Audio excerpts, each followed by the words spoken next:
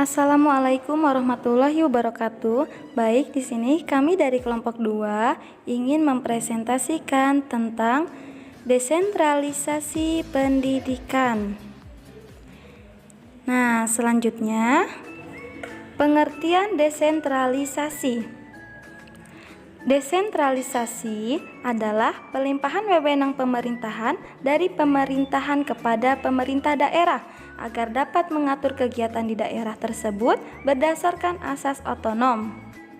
Menurut Undang-Undang Nomor 5 Tahun 1974, pengertian desentralisasi adalah penyerahan urusan pemerintahan dari pusat kepada daerah. Pelimpahan wewenang tersebut semata-mata bertujuan untuk mewujudkan suatu pemerintahan yang lebih efektif dan efisien.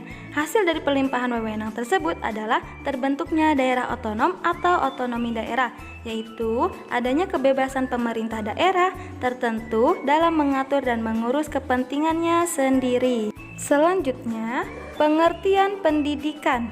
Pendidikan merupakan suatu proses yang diperlukan untuk mendapatkan keseimbangan dan kesempurnaan dalam perkembangan individu maupun masyarakat.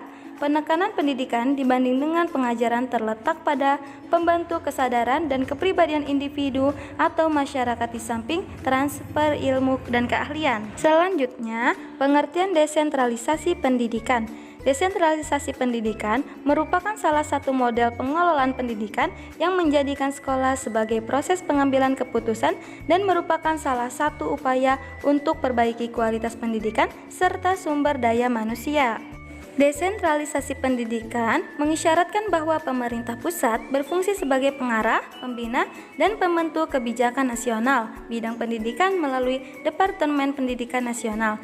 Dalam hal ini, perguruan tinggi tetap di bawah kewenangan Depdiknas, sedangkan pemerintah provinsi sebagai pembina dan koordinator penyelenggaraan pendidikan lintas kabupaten atau kota melalui kantor pengelola pendidikan.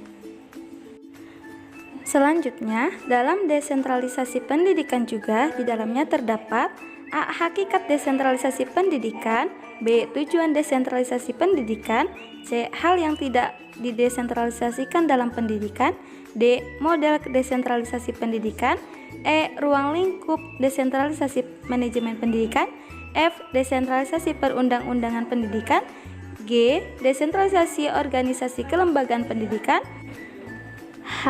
Desentralisasi manajemen kurikulum pendidikan, I. Desentralisasi manajemen tenaga pendidikan, J. Desentralisasi manajemen pembiayaan pendidikan, K. Desentralisasi manajemen sarana dan prasarana pendidikan.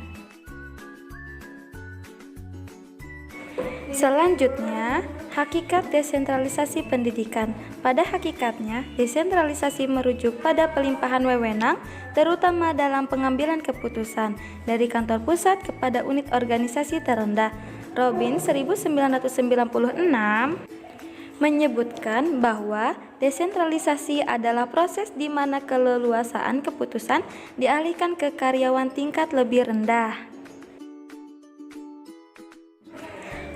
Baik, selanjutnya tujuan desentralisasi pendidikan. Tujuan desentralisasi pendidikan adalah peningkatan kualitas proses belajar mengajar dan kualitas dari hasil proses belajar mengajar tersebut. Maka, desentralisasi pendidikan lebih difokuskan pada reformasi proses belajar mengajar. Berikutnya, adapun hal yang tidak didesentralisasikan dalam pendidikan, yaitu silabus, model pembelajaran, teknik pembelajaran, dan jadwal pelajaran. Berikutnya, adapun model desentralisasi pendidikan.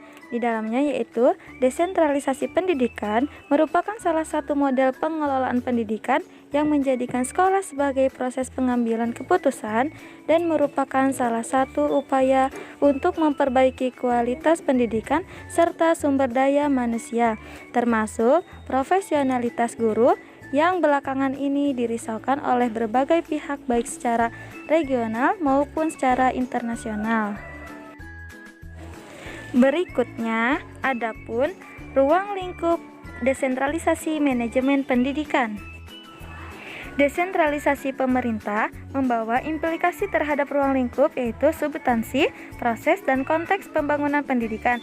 Dan pada implementasinya, dalam bidang pendidikan memerlukan model-model yang relevan sesuai dengan konteks dan karakteristik pemerintah di daerah. Berikutnya, adapun desentralisasi perundang-undangan pendidikan. Salah satu keberhasilan dalam desentralisasi manajemen pendidikan tergantung pada dukungan peraturan perundang-undangan. Berikutnya, adapun desentralisasi organisasi kelembagaan pendidikan. Pembaruan struktur kelembagaan pendidikan di daerah perlu memerhatikan 3 hal pokok, yaitu kewenangan, kemampuan, dan kebutuhan masing-masing daerah dengan berasaskan pada demokratisasi, pemberdayaan, dan pelayanan umum di bidang pendidikan. Berikutnya, adapun desentralisasi manajemen kurikulum pendidikan. Kurangnya kepercayaan pemerintah pada daerah untuk menata sistem pendidikannya yang setara dengan kondisi objektif di daerahnya. Situasi ini memacu terciptanya pengangguran lulusan akibat tidak relevannya kurikulum dengan kondisi daerah. Karena itu, desentralisasi kurikulum menjadi alternatif yang harus dilakukan. Berikutnya, desentralisasi manajemen tenaga kependidikan. Persoalan yang mendasar yang patut dipertegas ialah pihak-pihak yang harus berperan dalam pelaksanaan pendidikan. Sekalipun telah disepakati bahwa pelaksanaan pendidikan merupakan tanggung jawab bersama antara keluarga, masyarakat, dan pemerintah. Berikutnya, adapun desentralisasi manajemen pembiayaan pendidikan. Tidak bisa dipungkiri bahwa pendidikan di samping mempunyai manfaat ekonomi juga mempunyai manfaat sosial, psikologi yang sulit dianalisis secara ekonomi. Dan yang terakhir, adapun desentralisasi manajemen sarana dan prasarana pendidikan. Permasalahan-permasalahan yang menyangkut fasilitas pendidikan ini erat kaitannya dengan kondisi tanah, bangunan, dan perabot yang menjadi penunjang terlaksananya proses pendidikan. Dalam aspek tanah, berkaitan dengan status hukum kepemilikan tanah yang menjadi tempat pendidikan. Letaknya yang kurang memenuhi persyaratan lancarnya proses pendidikan seperti sempit, ramai, terpencil, kumuh, labil, kumuh, dan lain-lain.